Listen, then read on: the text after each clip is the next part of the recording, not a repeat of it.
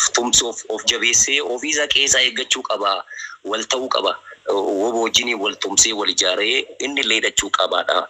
Diina isaa kan ofirraa cabsuutii fi ergaa kana wobo qofaadhaaf osoo hin taane uummanni keenya illee ganda hanga baadiyyaa keessatti baadiyyaa hanga magaalaatti dhimma kana irratti xiyyeeffachuu qaba. Dhimmi kun hanga baadiyyaatti gadi bu'uu qaba. Warra teknooloojii kanatti fayyadamnee bifa kanaan sagantaa keessan hordofaa jirru nuuni illee warra baadiyyaa jiran kanatti illee gadi buusuu qabna. Dhimma kana gadi buusuu qabna. Uummanni keenya dammaquu qaba, wal tumsuu qaba, wal ijaaruu qaba. Warri baadiyyaa keessaa quban qabu waan akkasii kana. Sanii fi galatooma ulfaadhaa isiniin jechuu barbaada. Namoota biraa jalaa carraan fudhadhu. Hedduun isin galateeffadha. Hedduun isin galateeffadha. Galatooma Oromoo.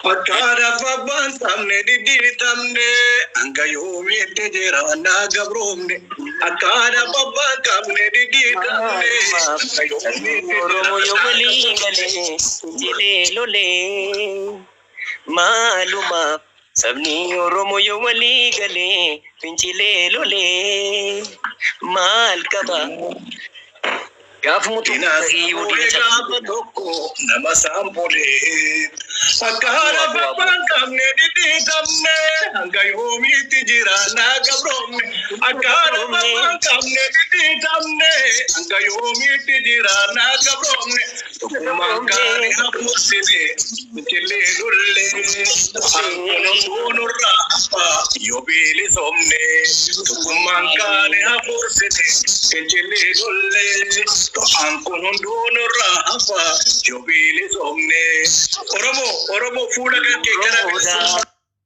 damu arraban nungo yomsani nu oromoda anu bekani damu arraban nungo yomsani galatoma yeroo keessan isin jalaan bitu maaliif dhimmi kun dhimma tumsaati waan ta'eef bara fuulduratti sagantaa guddaa qabannee walitti deebina. Hedduu galatooma ulfaadhaa galatooma Oromoo hedduu isin dinqisiifadha.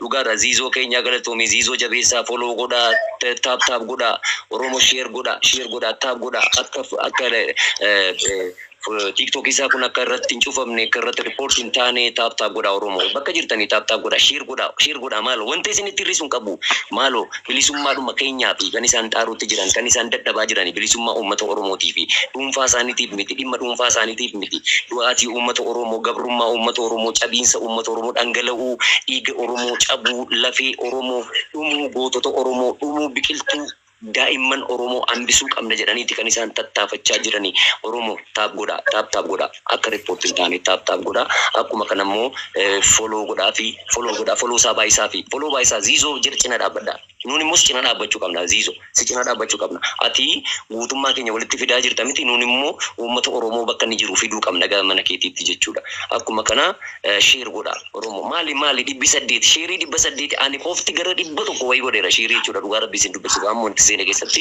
sanii fi ani wanti gochuu qabu taap gochuu fi sheer gochuu qofaadha wanti kennuu danda'u hin jiru waan ta'eef jechuudha karaan danda'u isin jira dhaabachuuf anis qophiidha galatooma Sunugaadha bilis walitti hin deddeeressinu hedduu galatooma isinillee warroonni biyyarraa dhuftanii akkasitti nu jajjabeessu familiin nuuf gaa nama biyya alaa biyya biraa keessa jiru moraaliin keessanuu nuti nuuf gaa kanaaf waan biraa ni jira nuti rakkoo hin qabu hundi keessanuu ziisos dabalatee warroonni as jala jirtan sagantaa kanarratti hirmaatanii asiin hangumti kunuu dhufuun amilee takka dadhabina sagalee deddeebi'aanatti. Okay. Waan waa'ee Oromoo irratti hedduu dadhabina guddaa nurraa argamu ture dhiibbaa sooshaal miidiyaa kanarra nurra godhamaa jiru hundi keenya karaa TikTokii deebinee waa'ee Oromoodhaaf hordofuu dadhabnee jirra. Kanammoo dhiisuu danda'uutu nurra jiraata. Uummanni gamaa gamanaan wal tokkummaadhaan wal jabeessuudhaan keessa isaanii qaqqabachuudhaan wal cinaa dhaabbatanii Oromoo waan jaamaa onlaayinii kanarra illee dhaban. Meke gira rure gira za kuka kana faru la pamara tutuka kasa tutuke na kasika tarina tikasikai idi galana bira chiradu modi sure dubbe galana jirati madu modi sure Imaddu moodii suree ajoollee yooni meef seenaa taati yoonni seefeelaa taati teelaa ta'uu ishee mannaa seenaa ta'uu ishee wayyaa seenaa ta'uu ishee wayyaa. Ilaamiti ajoollee egaa gurraa moofaa taane curreen nutti dhalte kaat ilma baandoofaa taane gantuun nutti tabbeka. Ilma baandoofaa taane gantuun nutti tabbeka gantuun nutti hin tabbe. Galatooma ulfaadha. Ifama jizo yoon beenan deebistu jeeti namni hedduu waan ergatuuf isinitti illee dheeres ni dhageessanii mi? Dubbadhu.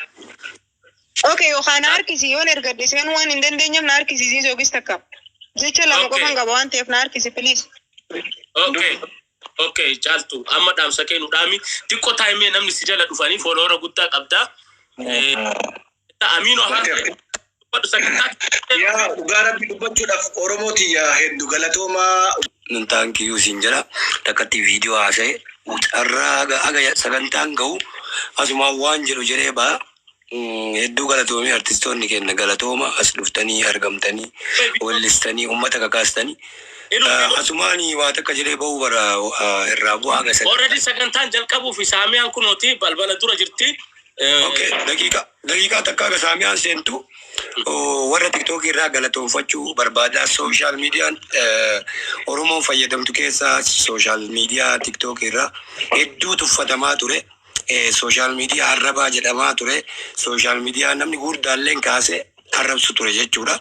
Asirratti garuu ilmaan Oromoo social media TikTok fayyadaman irratti tokkummaan isaanii kutaan osoo waliin qoodin amantiin osoo waliin qoodin wal bira dhaabatanii wal kabajanii dhiiraa fi dubartiin keenya tokkummaa guddaa asirra qabanii namoota hedduu jechuudha. Artistoota ta'e doktora ta'e namoota bebbeekamoon garana dhufaa jiranii tokkummaa nu qabnu irraa kan ka'e jechuudha. Yoo xiqqaate qarqaarsa Oromoo godhame ilmaan Oromoo TikTok irra jiran gara miiliyoona 7 jechuudha.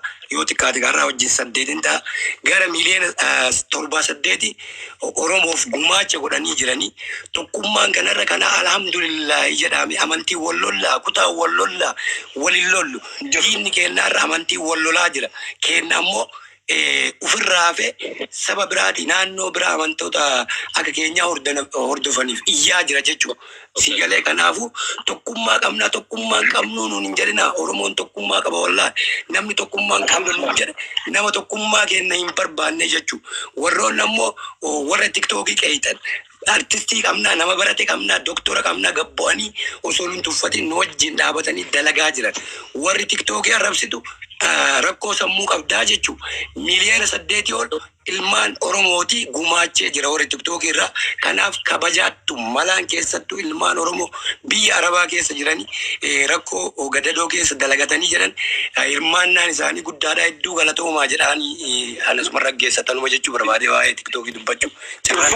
Hedduu waan gaarii dubbatte dhugaa rabbii dubbachuudhaaf duraan TikTokii Arabaa jedhamee beekama amma TikTokii tokkummaa TikTokii qabsoo ta'edha. Oromoo jijjiiraa jirra jijjiirama kana mootuu qabsutti jijjiiraa jira humni keenya tokkummaan humna Oromoo tokkummaan humna jira tokkummaan riqicha bilisummaati tokkummaan kanaaf tokkummaa keessan jabeessaa nasraa gursum itti fufi itti muddi Salam alaikum warahmatullahi wabarakatuh ilmaan Oromoo hunda keessan zizo amin illu dabalatee akkam jirtan nagaa fayyaadha bagaa har'a geessanii umrii dheeraadha namoota baay'eetu nu hordofaa jira wobooni gaachana keenya cinaacha keenya lafee keenya lafee urtuu duudaa ta mudhii keenyaati waraana adda bilisummaa Oromoo jechuun Oromoo kutaa 10 guutuudha Oromoo miliyoona 60 woboon arra bosona jiru yoo jenne nuuf hin kafalu aarsaa woboodha kanaafuu woboon lubbuu nuu kenne mudhii keenya harka keessa keenya woboo keenya bira dhaabbanne woboo keenya akka eenyuutu caalchisne gargaarsa keenyaan yeroo dhiyoo keessatti jaalmarroon goonni ija barbadaasan kan jireenya akka keenyaa kana dhiisee bosona keessa jiru har'a nuuf jecha lubbuu kannanii qeerroon abdiin sabaa takalee shimalaa lolaa turte har'a mudhii zinnaara godhattee diinaan mormaa jirti kanaafu warra keenya halubbuun kanne waan qabnu bira dhaabbannaa irraa duubatti hin deebinu gabaabsuuf hin deema. Ziizoo keenya, illuu keenya, amiin keenya, uummata Oromoo nama 530 kan nu daawwachaa jiru wajjin haasawa dheeraan barbaadu. Har'a guyyaa ijoo dubbii dubbannee asirraa baanudha. Ani biyya kana deengaddaan dhufee ni beektanii. Ani birrii 6,000 Itoophiyaa if qabeetiin jira woboo kiyyaa fi jabaadhaa galatooma ilmaan Oromoo. Osoo achi hin gahini as lefti fudhatte community. Dhaggeemu sagaleen koo. Yes, left listen. Dhaggeemu. Ndagama. Qarshii meeqattee Nasra? Ani maallaqa Itoophiyaa qarshii 6,000 qabeetii jira. Ani ammaan dhufee kana. Keessumaadha. Ani ammaan dhufee. Nasra.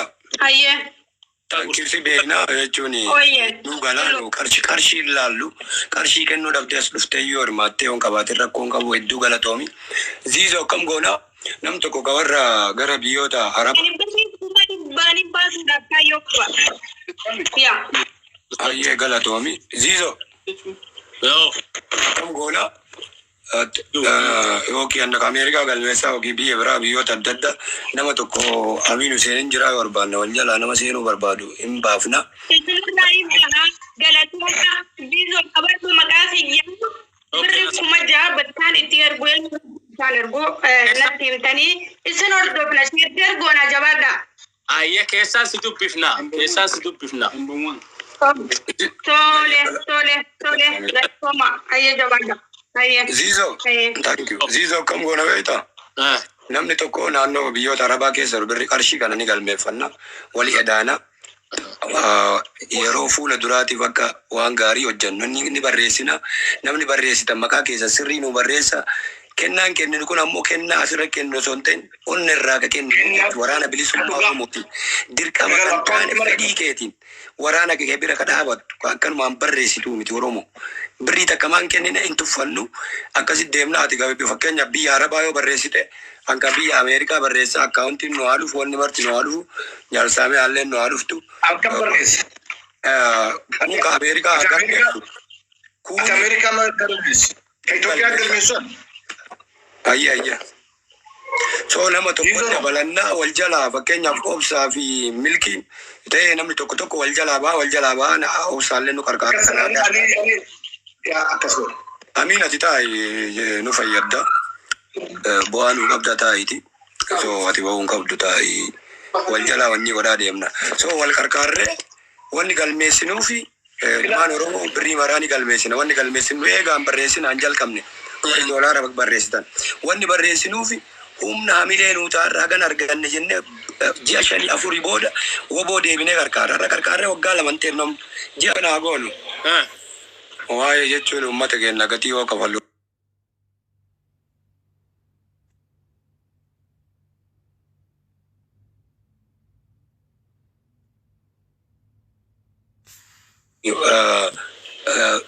Waraana keessaa nama kan ufiddu dhumarrallee godhuu dandeenya. Oromoo waraanni dhufuu dhabe dirqama isaati qarqaaruu si jedhe waraanni argamuu dhabe qarqaaruu qabdaa jechuu jaalamaroon dhufe viidiyoo siyaasee birrii kenna yoo jette dogoggorte si gale nama waraanarra jiru jaalamaroon affidaa yoo jette dogoggorte yoo yeroo qabaate si dubbisa yoo yeroon dhabe kan qabaatin bakka alaarraa nama buufate qaba namni suni naasa sagalee sii fida sagaleen siyaasa akka godhaa jechuudha. Kanaafuu namni nu jalaa bayaa ka hojii seenu jira. Sagantaa keenya saamiyaa yoo jiraatte saamiyaa nuu fidi. Warra waraanaa keessa dhumarra yoo nu dhufe jettu yoo nu dhufe osoo sagantaa jalqabnu dhaabne isa dubbisuu hin dandeenya. Sagantaa keenya itti hafuufnu warra deemu fa'aa warra rafu warra bashannanu jira. Tursiisuu hin qabnu saamiyaa nuu fidi. Warri waraana bosona keessa jiru anytime wayita dhufe sagantaa achi dhaabne haasofsiifnaan. Okay, ahun jaljuuteen amtatu yaadishaadha. Saamiyaa tumataan. Okay. Oromoo taap godha itti mudda Oromoo ko. Ziizoo. Taap godha. Jalqabaa waan ansi gaafachuu wanni marti qophaa'ee argatte saamee har'a argattee miti. Saamiyaan haa dhuftutti Saamiyaan zeeli jira warri Ameerikaa kee jiru kaashaappii jira waan maraa nutti himti qophaa'ee jira reedii ta'ee jira warri biyyoota Arabaatiif warri biyya keessa nu barbaadan gruupiin DJ lakkoofsa barreessi lakkoofsa gruupii san Oromoo torban tokko iyyaa turre torban tokko iyyine nama meeqatu gruupii san irra jira nama 80 geenne jira natti fakkaata torban tokko guutuu iyyin nama 568 as jala jira dhaqaati gruupii san seenaa DJ lakkoofsa san nu barreessi lakkoofsa san eegaa barraa hin duubatti dhaqaati argoodha gruupii irratti makama gruupii yeroo makamtan immoo akkanumaan gaafii gaafatamu jira gaafii cimaa gaafatamtanii akka Oromummaa kan kee addaan baasu jedhanii lakkoofsa isaanii maxxansina an waraqata mana dagadhee dhufe milkii barreessi hawwi barreessi dalagaa kunooti lakkoofsa namoonni sabboontii Wallagga namoonni qarshii barreessaa jirtan tura aga silaan jalqabne warri amma qarshii barreessaa jirtan xiqqoo tura sabboontii Wallaggaa turi caaltu dubbadhu Amin ilu fi Zizo galatooma wantidha carraa namoota fannitanii yaa namnillee seenee jira kunni baha kunni seena hanga argatanitti carraa fayyadamaadha wanni jechuu barbaadu warroota asirratti yeroo hedduu if qaba wayitee namoonni iluunni beekaa namoonni dullonni beeytanii maqaa keessan ege galmaa'ee boodan namni maallaqa galmaan hin geenye hedduutu jira egoo kannuu hin dandeenye moraaliin keessanuu ni gaha garuu moraalii namaa gootanii deebitanii dhiisuun yookaan immoo irraa ooluun akka nama waadaa galee waadaa diigeetii jechuu kanaaf waan galmaan gahuu barbaadan hoggo if kan nu haatan isaabbadhaati akka namaan kan gochuu nan danda'a jettanii akka gootaniin isinii dhaamuu barbaada kun warra as jala jiruuf warra if qabu deemudha oromummaani sabboonummaa dhabnu sabaabni rifannaa miidhaa saba keenyaa nutis ni ilaalan maal goonaree qomoof harka duwwaa yaanii lammiin koo bobbaatee nagayaan hin galtu diina irraa eeguun silaa waan hundibduu ooniif meeshaan qabaanne namni waan takkallee gochuu hin danda'u please if qabaa waan qabdan galmaan gahaa share godhaa viidiyoo kana osoo tapha geema adda addaa ta'e nama kuma takka oliidha kanu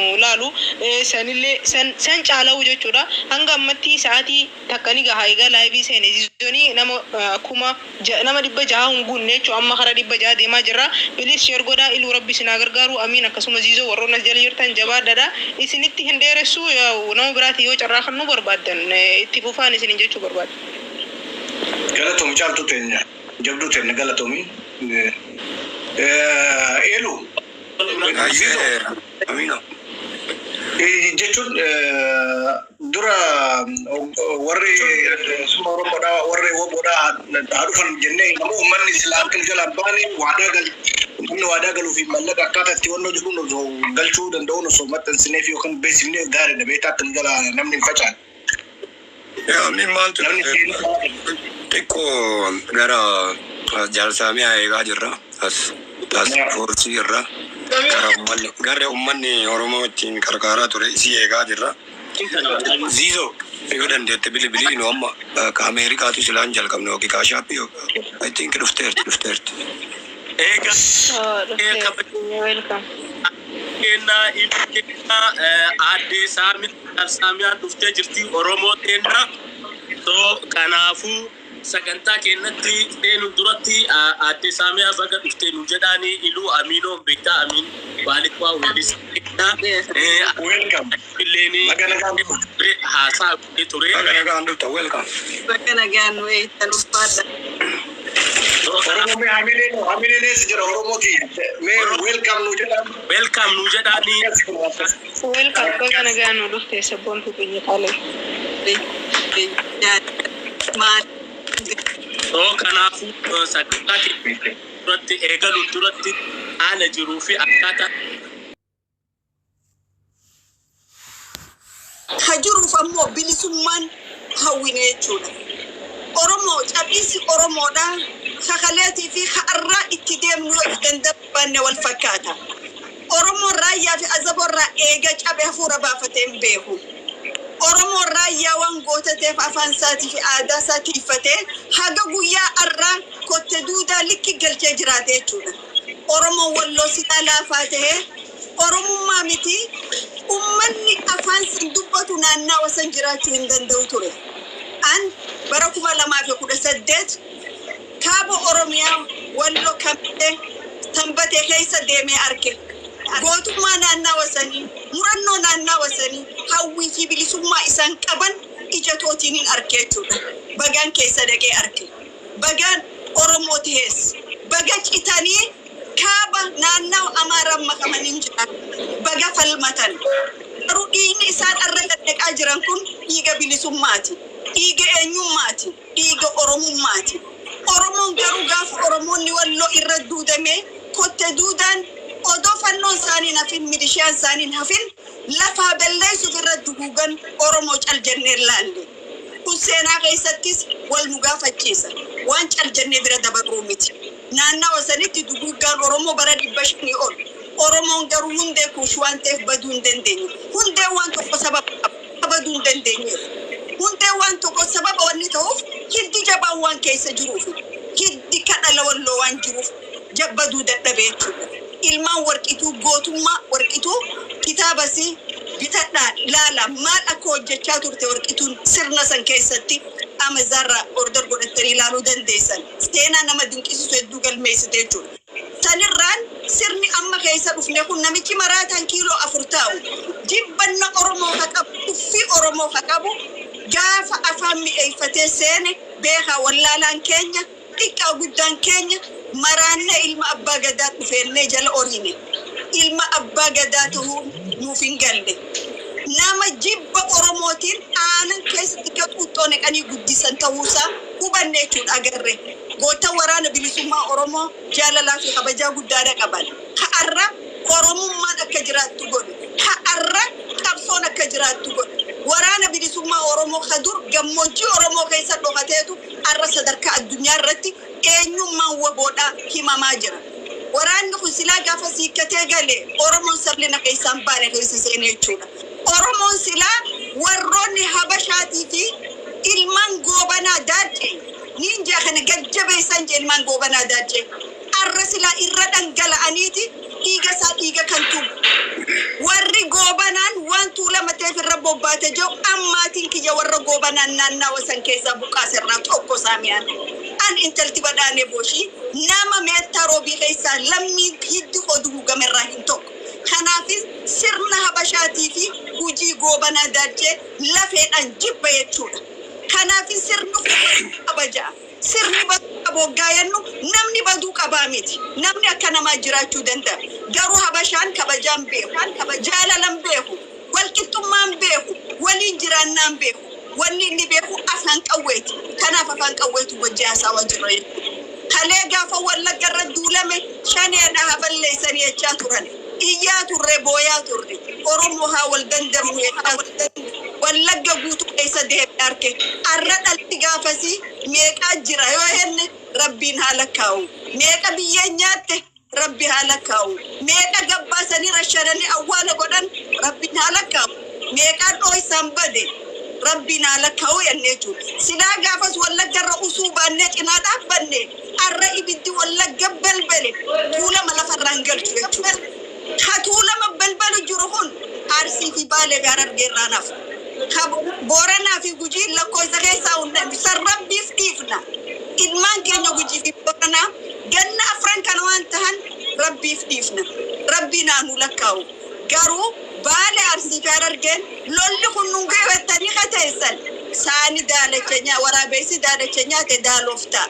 Daaloo eega nyaate gurraachaa fi adii daddarba tokko tokko nu nyaatan jechuudha. Okay. So waan kanateef Oromoon maal godhuu qaba? Oromoon wal qabachuu qaba. Oromoon waliin dhaabbachuu qaba. Oromoon waan tokko qofa qaba. Biyya san keessatti namni ibidda hin qabne namooma hin qabu. Namni dhannoo hin qabne namaa miti. Keessaafuu dhiirti zinnaara hin qabne dhiiraa miti. Waraansillee hidhattee deemu qofti gatii hin qabu biyya keessatti. Kabiraa hidhatee Oromoon hidhachuun maaliif haraamta? Dargaggeessi Oromoo if gaafachuu qaba. Halee harka qullaa baatee TPLF galchite Maqaleetti. Har'a garuu harki qallaan hin dalagu. Kilaashii naasaa'uu qabda. Sababni isaa warra dhiiga namaa dhuguu bare warra foon namaa akaawaati biddeenaa fi furnoo nyaadhaa jedhuutu dhufe. Ilmaan kaabaa kayfii kas wal godhan Oromoo kam godhettee yaadda. Oromoo kam godhettee tilmaamta. Arrafaannoon Amaaraa hidhatee Oromoo fi qeeroon kalee galata dadage mana hidhaatii fi duumarra shanamaa jira. Qeerroo arreef kisaa bishaan Awaash keessa argama. Qeerroo arreef kisaa bishaan Bishooftuu keessa argama. Gaarri Salaalee haala kaa'u. Guutummaan Oromiyaa haala kaa'u. Kanaaf ilmaan Oromoo yeroo teenya wal kadhannu miti. Yeroo teenya wal gaafannu miti. Tokkoon keenya maqaa qabsoo tanaatiin biyyaa baane jaalannu jibbinu kana fudhachuu nurra jira. Sheekha ta'e Shariifaa ta'e qeessii ta'e paastara ta'e abbaa gadaa fedhate maqaa qabsoo bilisummaa Oromootiin ala baane. Saba keenya akkana ta'enne ala baane. Sabni keenya sana fura baafachaa jira. Maal saba keenya saniif godhaa jirra. Akka Oromootti dirqama nurra bahaa jirra. Habashaan qawwee biti Oromoo balleessuuf ganamaa fi galgala odoo oolee hin bulle nurratti kaampeen godhaa jira. Wanni nuti godhaa jirru gahaadha. Keessaafuu dargaggeessi Oromoof gaafa. Har'a dhumaa jiru biyya keessa jenereeshinii keeti. Dargaggeessi Oromooti. Isin mararu Salaale keessa dargaggoota 18 hoggaa boolla tokko fixan. Oromoon namaa miti. Wallo keessatti reef kanama 50 40 30 kun namaa miti. Wallagga keessatti hoggaa gabbaasanii haadha abbaa ajjeesan kun namaa miti. An haadha ilmaaniin qaba. Hoggaanaa fi abbaa mana kiyyaa ilmaan lama ka ifin beeyne duratti ajjeesan. Hireen ilmaan kiyyaa maal ta'u Oromooniif gaafate. Ilmaan Oromoo haadha abbaan irraa du'an yaadachuun nurra jiraata. Haawwan Oromoo ka imimmaan irraan dhumin yaadachuun nurra jiraata. Lafa Oromiyaa ka dhiigaan makamaa jirtu dandamuun nurra jiraata. Oppiidiyoon irra qeerroo jaaramaa itti qeerroon mana hidhaatii fi qaallittii fi bishaan biyya sanii keessa reefkisii ciisa. Qeerroo tam jaaran. Qeerroon ta mana hidhaaf fixani. Qeerroon ta Amaaraa fi Eertiraa fi Ogaaden itti bobbaasanii fixaa jirani qeerroo biraatii miti. Qeerroon kana booda Oromoo fi Oromiyaaf lolti malee impaayira Habashaa jiraachuudhaaf hin loltu. Oromoo tokkoon keenya ofirra murteessine Oromiyaa wala godhuuf saba Oromoo godhuuf haadha Oromoo imimmaan irraa goggoysuuf guyyaa tokko nurraan fuudhu. Haa wal gorsinu, haa wal jala yaanu. Yaachana qabna goota qabna. Kalee waraanni bilisummaa Oromoodhaa Baalee fi Harargee keessan turre. Baalee fi Harargee keessatti irra tarkaanfii diinarra fudhachaa jira. Tarkaanfii sirna sanirra fudhachaa jira. Baalee fi Harargee keessa akka laafutti hin dhaabbanne gatii guddaa itti kafalee waraanni bilisummaa Oromoo achi deebi'ee gad dhaabuudhaaf. Sababni isaa lafti fookasii irratti hame laawwa san ture. Naannawa istiraateejii bara istiraateejii no waan ta'eef jechuudha. Lafti qabsoo hidhannoo keessa ture har'a qabsoo hidhannoo malee ta'uun qaaniidha. Kanaaf waraanni bilisummaa Oromoo ajajoonni waboodhaa gatii guddaa irra kafalee gad dhaaban jechuudha. Har'a Oromiyaa cufa keessa leencaa baroota. Oromiyaa cufa keessa qeeransoo jira. Oromiyaa cufa keessa kadiina sodaannee jira. Baatii takka balleessina jedhan. Baatii 30 kanninaaf waraanni bilisummaa Oromoo akka kalluuna bahar guutee irraa dhangala'aa jira. Akka uummanni nuun jedhu bahar goggoysuuf kalluuna balleessuuf bahar goggoysuu ka ja'ansanii miti. Bahara addunyaa irraa goggoystee hin dandeessu. Uummanni Oromoo bahara guddaa kalluuna hedduu oomishama jechuudha. Kanaaf wanni godhuun nurra jiru warra haasawaa olu ta'uun nurra hin jiru. Warra hojii ta'uun nurra jira. Za'aata kaasaa'urra daqiiqa 30 hojjechuutu nurra jira. Daqiiqa 30 hojjennu waraana bilisummaa Oromootiif jechuun nurra jira. Kafalman nu haqa. Kafalman nu dhugaadha. Kafalman nu biyya teenya. Oromoon lafti tiyya lafee teeyyaa ja'a. Har'a nuti lafti tiyya lafee teenya jechaa jirra. Oromiyaan bar parsantiin maappiin Oromiyaa ta 92 naannawa dhiyaa Amaara jala galchanii jiran. Dheengadda gaafa Gujii weerarsiisan warra Liyyuu Haayilii Soomaaliitiin lafa Gujii taaba keessaa baaftan isinii fudhataa jedhaniin. Jarana bar magaalonni gurguddaan Oromoo harkan jiru. Nuti bar ummata taa'ee hofluu miti bar silaa. Ummata uffata gaarii uffatee deemuu mi bar. Nuti ummata cina godhatuu miti bar silaa. Nuti silaa irra ummata xiqqaa guddaa hidhachiise Oromiyaa keessa garmaamuu bar. Arrallee ni qabna goota. Arrallee ni qabna. Kadiinni hoggaa isa arke Finfinneen girgirooytu. Bar Finfinneen 7 dura marroo izii akkabaabii maxxaa jedhaniiti Dukkaana cufanii Oriyanii bar. Goota odoon dhufne shurufkaadhaan sodaatamu qabnaa bar. Kana ammoo cinaa dhaabbanne galaa isaanii meeshaa bakka irraa fudhatan ni beekan. Galata warra OPDO kaambii meeshaa bakka yunnu banan akkatti fudhatu goonni ni beekan garsiisan. Ammoo waan godhu qabnu jira. Galaa isaanii kana jechuu hin barbaadu. Yeroo isaan nu gaafatanitti waa dhabuun qaban. Yeroo hunda istaabbaay wanni isaan barbaadan qophaawee jiraachuuf turra jiraata. Warrootan jaalattoottan qabsoodha. Mararfattootan bilisummaa. Warri loltuun bilisummaa loltu haqaati yennu.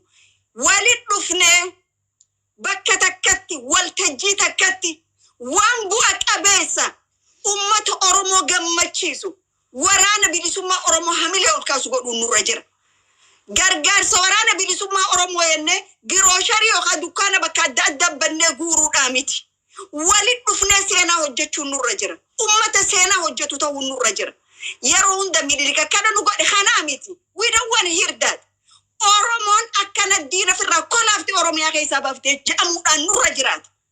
Gootummaa kalee gootummaa baarootumsaatiin dhaadachuun, gootummaa elemoo qilxuutiin dhaadachuun, gootummaa waaqa guutuutiin dhaadachuun gatiin qabu. Isaan hojjetan gaafa isaaniitti. Umrii isaaniitti diina jilbiiffachiisan.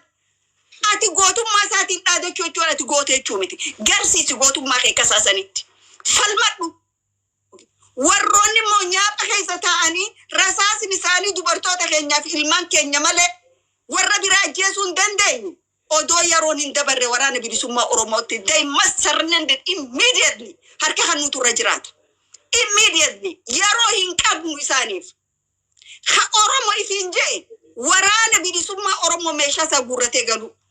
Maraataan kiiloo 4 jiru.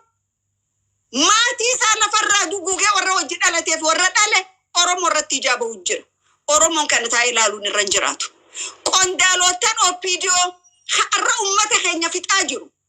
Har'a Salaale Wallo Wallagga Hararge Guji Boorana keessatti haadha Oromoo boochisaa jiru. Guyyaan isaan booyan fagoon jiru. Kana booda nagaan OPDO wajjin taa'anii nyaachuun namarra hin jiraatu. OPDO mukaadhaawaadha. Mukaadhaawaa murtee darbita. OPDO'n summi ummata Oromoo vaayirasii ummata Oromoo guddaa. Infekshinii kaansarii guddaa ummata Oromoo OPDO. Dhandhacha murtee firraa darbita. Hin xaharamtu 2018 ol qabne gaqqabne foon harree